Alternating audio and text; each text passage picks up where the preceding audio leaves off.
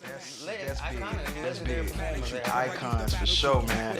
Welcome back to the next installment of Blassic, man, where we review black classics in film and television and shit. Now we added some new releases in there as well, so Blassic is definitely expanding. It is me, your host Louis B, and It's your boy K-Rod. What up, fellas? How you doing, ladies? back for another episode. This week we are reviewing. We're going back in time a little bit. We was doing a new release, but we're gonna keep it Blassic as usual. We doing a Blassic this week, man. We doing none other than How High. Y'all see it right here.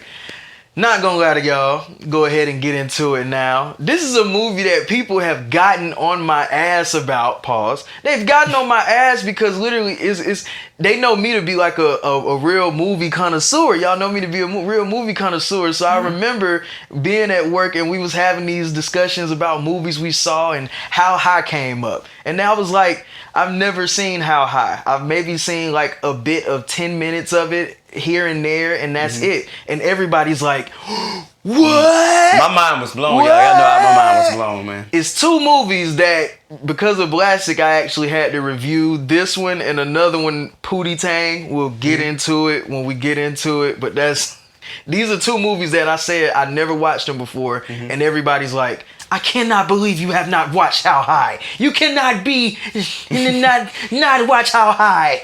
And I'm just like, I don't think it ever interested me. And honestly, I think at the time, the content matter of it had nothing to do with what I maybe cared about. Because I kind of knew what it was about, centered around, even when I was young, but it's nothing that I never cared about. Like I said, when I was a kid, I thought drugs was gonna kill me.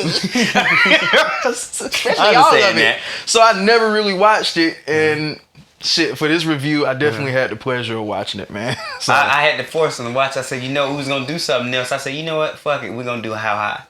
And I'm not gonna lie, I'll just say how I felt about the movie. It was cool. It was cool.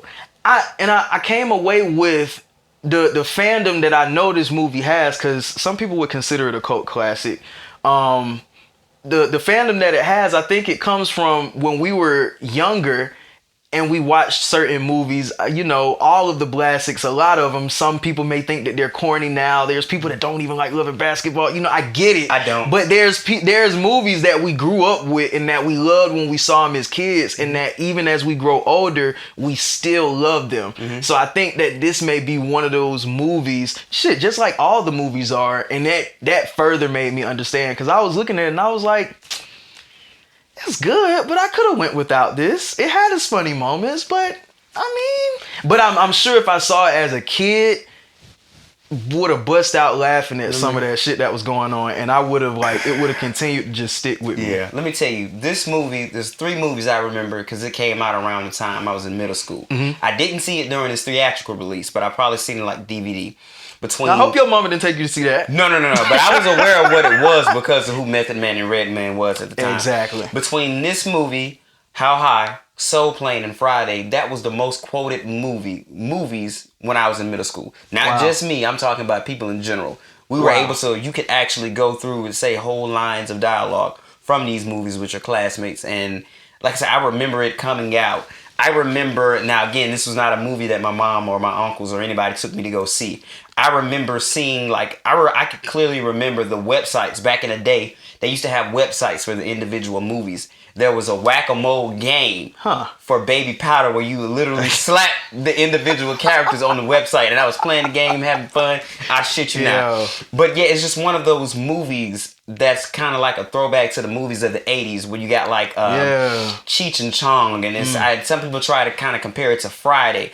But it's not. I can see that. It's not. I thought about something, even going deeper, you know how I like to do. I was just thinking about how, movies, even the movie industry, what they put out goes in cycles. I would say now it's heavy with CGI, whereas before, thinking about the 90s, I'm thinking about at least how they portrayed black people in movies. There was always gang related shit. There was always violence. It was a gritty portrayal of us. Every movie was kind of like dark. So it was cool to see that in like the early 2000s, very, very late 90s, the tone kind of shifted, and I started to notice that they would allow us as black people to really put out lighthearted movies that don't take itself too seriously, like jokey joke ass movies, and I really appreciated that, because I'm like, the 90s shit, because you have how many gangs and drug movies we gonna see from us, right? Because you got like all these you got go back and think all these white movies from like the 70s and the 80s. You got a movie called Weird Science where two motherfuckers just make a bitch out of nothing, like Science Project.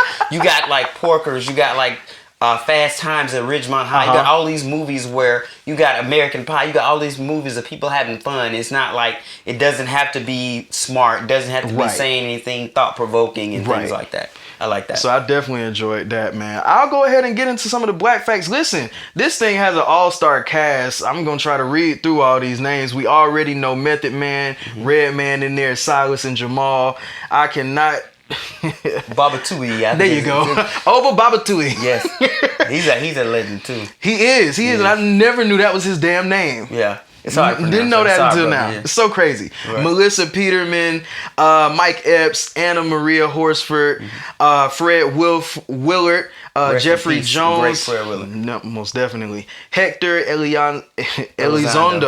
Lark Voorhees. Shouts out to her, man. She was so gorgeous in this movie, wasn't she? My mom saw her when I was watching the movie. She was like, oh, she's so pretty. Yeah. I said, yeah, man. She actually started to, I hate to say this because I don't want you to tag. I know exactly what you're about to say. No. She's actually looking better than the last time I saw her. Yeah. She had a period where she was, stressing like here. Yeah. Mm-hmm. So that's dope to see. Who else is in this movie? Al Shearer. I hope I said that right. He was the guy from Hits from the Streets, if you remember. I Need Money. Yes, that's my favorite character, but we're gonna get to it. Essence Atkins is in this movie. Gorgeous too. Tracy Morgan is in this movie. Cypress Hill is in this movie. Garrett Morris is in this movie. Yeah. Listen, these are people. The last couple names I listed, they did some cool shit where they had like a little side thing where they was having like a TV show, like a show within a movie. So it was pretty dope to see that. People, I like to see it now because even like with Insecure, you see little nods to that. So it's cool to see that people have literally been doing this for decades. Like, there's nothing new under the sun. We just gonna take it and make it better. Yeah, definitely. Continuing on with the black facts, this movie was released December 21st, 2001. My 6-year-old ass, of course, was not going to see that shit. Directed by Jesse Dillon. Is this man black? No, he's actually a white guy. But like you said, we trying to switch it up. We want to. Oh no, this is cool because it's all black people in it. My only thing is, do you feel like the whites were taking over for the culture, making a movie called How High? Because it was also, and I didn't even realize it until I saw the credits, produced by fucking Danny DeVito's small ass. What the fuck he got to do with How High? Listen, I don't think it's necessarily taking over the culture. I feel vultures. Nah, that's not, man. Weed is universal. College is universal. Fun is universal. However you get the money, it doesn't matter. You can have the money. You don't have the talent in front of it. It don't mean shit. So. Honestly though, seeing that Danny DeVito produced that, it kind of gave me a glimpse into just how a lot of y'all celebrities was giving it up back in the day. Like, we already know what y'all was on. We know what y'all was on, man. Produce a lot of shit. Basically, this film is named after a hit in 1995 hip hop song called "How High" by Method Man and Redman. So that's super dope. It's just cool to have like full circle moments like that. It is. The film sequences are at Harvard, but they were filmed at UCLA. Of course. You know they ain't going to Harvard with that. I'm sure that schools like that don't even allow people to film like that. There's probably very few films that have been filmed on campuses like that. The film budget was between 12 to 20 million, and its worldwide gross was 31.3 million. Which is not bad for a comedy. Because if you think about it nowadays, there's not a lot of... in 2022, there's not a lot of comedy. Comedies don't really make it to the big screen now, which is unfortunate. Yeah. So that's not bad at all. It's made its money. Shit, they doubled it. Right. Ain't nothing wrong with that. No. Critics gave this movie a 29%, and the audience gave it a 79% on Rotten Tomatoes. So that definitely speaks to sometimes the critics just don't. Critics are critical. Critics are literally looking for a masterpiece of whatever that means. But just like art, you can throw a fucking line on a piece of paper and it'll sell for $1 million. While we may think it's not art, y'all think it's art. So how can you tell us this comedy that everyone loves is not art. That's why I've always said to you, I never consider myself a critic because I don't look like that. Definitely. But you know, Entertainment Weekly has rated this third in their best stoner movie top 10 list. It also won the Stony Award for best stoner movie in 2002. Even more importantly, man, just the thought of like how good soundtracks were. The soundtrack for this peaked at number 38 on the Billboard 200. A soundtrack for a movie. Like, we're thinking about great soundtracks. Right before that, you probably had Next Friday. You had Rush Hour. You had so many great soundtracks. Def Jam was killing that time. Man. Now that I remember, if I go back and I can think the soundtrack, Def Jam had it. But of course, the soundtrack's going to be killer. You got Method Man. You got Redman. Of course, it's going to be killer. Who else going to do it? Yeah. So yeah, we got another black fact, but we'll give it we'll give it up at the end, man. So we'll go ahead and get into pretty much a little bit of what the movie was about. Okay. Everybody's seen it, but we'll go ahead and get into that. Okay, so pretty much the movie kind of starts off introducing the main characters. So you got Silas. We got Silas played by Method Man, and you know he's just like a what would you call it? Pharmaceutical specialist, you know, and a pharmaceutical entrepreneur. Yes. Also, didn't even realize I say entrepreneur all the time, and I watched that movie and I was like, wow, I did not make that up. He said that shit first. Had no idea. Nah, you know, but yeah, so you know he's doing what he's doing. You can tell he's like a very smart individual. A lot of the stuff here, of course, is like kind of overblown or like stretched a little bit. So he says, oh, I got a cure for cancer. I got a cure for, you know, get your dick up. You know, he got customers coming through. All types of weed. Definitely. So he got a homeboy name. What was the homeboy? Homeboy named Ivory. Ivory, yeah. Said, I got a young lady coming through. Give me something to smoke on. You know, she like Kevin Costner's movie. Give me something we can entertain ourselves with. So he give him some weed. And that pretty much, you know, kind of sidelines into our main story. So, that shit put that nigga to sleep, didn't it? It did. So in the middle of putting him to sleep, that part was hilarious. That's one of my favorite scenes when the young. Oh, God. You remember the quotables I was telling you about? Yeah. So the scene where the young lady comes over and he has the fake dreads and extensions in his hair, right? God. He met the girl online. Yeah. She says, you know, what's the mark on your face? He's like, this is the mark of Buddha. She said, this is the skin mark of Buddha. That was like a quote that like everybody said in school. Yeah. Right? So she leaves. He falls asleep. He's smoking. Of course, like his hair catches on fire. He falls out the window. He's not dead yet. He gets hit by the car. This is what I mean about a comedy that white people could do back in the day. I love it. That black people probably can't even do today without being criticized. Everything's so serious now. It is. So, of course, these are some of the points that now that I think about it as a grown man, it's like, oh no, I can't be thinking like that because I'm nitpicking. Yeah. So basically what happens is Ivory dies, and for some reason, Silas decides that he's going to mix his ashes into the weed and smoke it. All right. So also during this time, Silas decides that he's going to enroll into college and take the THC. Yo, that part was hilarious. Take the THC. Yo, you gotta pass your THCs. I said, yo, fam. All right, cool. See, this is when this you is have their to version accept, of the SAT. You have to accept what you're watching at this time. Yeah. At this point. Okay, so they take their version of the THCs. So he gets there first day of class, or when he's getting ready to go take the test. He fucks around, drops the weed. Now he doesn't have weed. Looks over to his right or his left. He now sees Jamal. Method Man played by Jamal. As a matter of fact, Jamal is the one that drops the weed. Jamal has the raps. Silas has the weed. And that's like the coming together of a couple, of the odd couple, I guess. So, you know, Jamal is more of the firecracker. Silas is more of the strong, you know, silent type, straight man. So they get in there, man. They smoked the weed first and realized that Ivory just pops up out of nowhere. So basically when they smoked his ashes, if they ever smoked his ashes, he would just appear. And basically like he would give them the knowledge that they needed. It was like having just having somebody to give you all the answers that nobody else could see. Which is not a bad idea. Now, do you think like smoking very creative ashes, that's crazy. But the one thing I've always noticed is like, damn, you gave this man this weed and didn't tell him it was goddamn ashes in it. Like, it's cool for you to smoke your homeboy, but when you gonna tell buddy that smoking you got your a nigga homeboy, ashes in it, and he's like cool with it. Of course, Jamal is cool with it as fuck. So they get there and like immediately they crash with the people.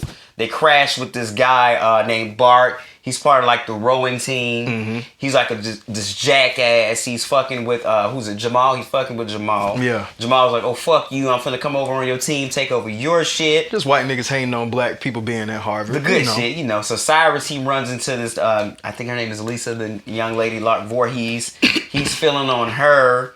I'm trying to chop it up with you. Lisa, I believe the character's name's Lisa. I just know it's Lark Voorhees. So Lark Voorhees, her character actually goes with Bart. So then that's some little Lauren, I'm sorry. So Lauren actually goes with Bart. So that's some static right there too. That's some static right there too. And so that's pretty much sets up the movie. So it's just them trying to figure out like how to pass class, you know, the regular shit. Yeah. Then they're having fun. They're in a new situation. And might I add, these niggas look every bit of 30 as well. Nah, I was just gonna ask you, like, when I saw this movie, I had no, like, and this is a part of going into just the randomness of just movies having fun. Mm-hmm. There are so many unanswered questions in this movie. There are so many thought-provoking questions, like, were y'all niggas in high school? Cause they all don't make it seem like they were in high school. They make it seem like they were just at the crib doing absolutely nothing. And out of nowhere, you go to school to take your test, and now you go into college, and you still look 30. Well, I think one of the running jokes was that Jamal had spent like 6 years in like a 2-year college. So they are growing. I saw it two ways. I saw it, you know, people always say it's never too late to go back to school. Okay. And I also kind of saw it, and this is just me, I put my spin on this. I also saw it is back in the 90s, they used to always have actors. Actually, everybody in the cast looked way older than they should have been. In the 90s, they casting was nuts. Right. So everybody in, not only Method Man and Redman, but everybody else surrounding them looked much older. Yeah. Maybe some of the roommates look almost on par with that. Everybody black looked 30. Right, and which was cool. But so yeah, that's an interesting thing. So they're smoking weed and they're doing pretty good and they're having fun. Of course, they kind of clash with the roommates, an Asian dude, a white dude. The Asian dude loves black culture. He's really dope. They say they're from the East. He's from the Far East. That's another hilarious joke there. That's the one with the thing on his lip. No, that Asian. Okay. No, the thing. No.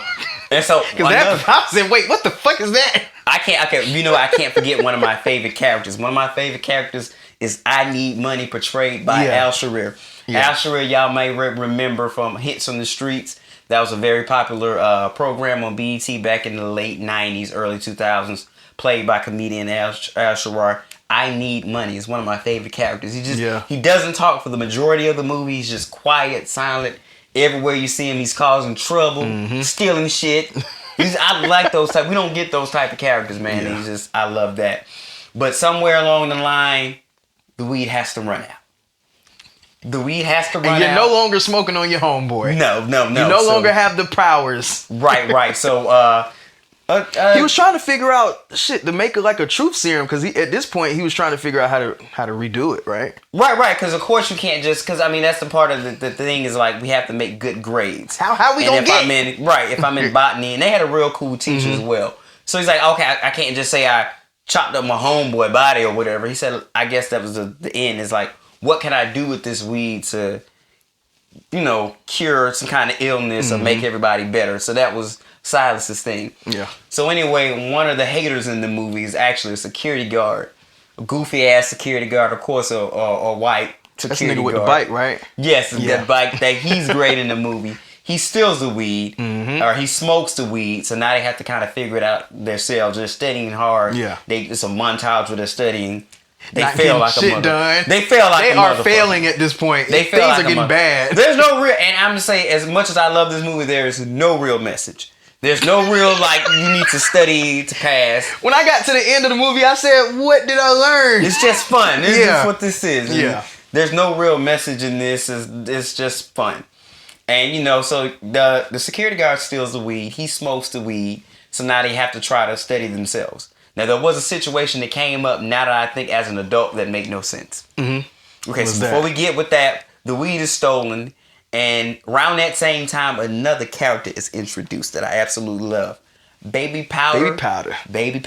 played by the incomparable Mike Epps. This is probably his second film right after Next Friday. That again, the quotes that we used to constantly quote in school would be from Baby Powder and the Assistant Pimp. Yeah. I'm talking about Mike Epps, every line. I'm talking about I would have never had a nana bitch come in my life. You know what I mean? Nana. I'm talking about stuff like that. Slapping white girls with Baby Powder. Oh my! I honestly, you gonna think I'm lying? I did that to a girl in high school. Yo, all right, get out. No, I promise you, I did it. No, get out. I did that in high school.